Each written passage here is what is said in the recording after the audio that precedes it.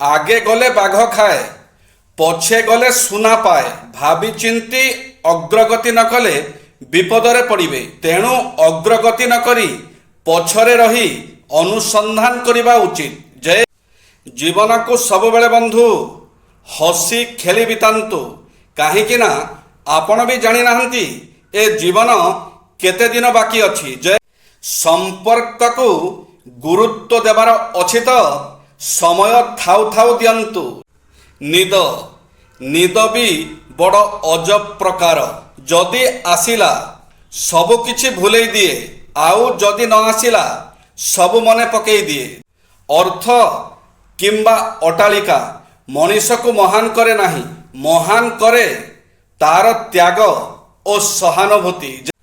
ଭାରତ ଯେତେବେଳେ ଆତ୍ମନିର୍ଭରଶୀଳ ଓ ଆତ୍ମବିଶ୍ୱାସ ସମ୍ପନ୍ନ ହେବ ଏବଂ ପ୍ରଲୋଭନ ଶୋଷଣର କବଳରେ ପଡ଼ିବାକୁ ଆଉ ସମ୍ଭାବନା ନଥିବ, ସେତେବେଳେ କୌଣସି ବୈଦେଶିକ ଶକ୍ତି ଭାରତକୁ କବଳିତ କରିପାରିବ ନାହିଁ।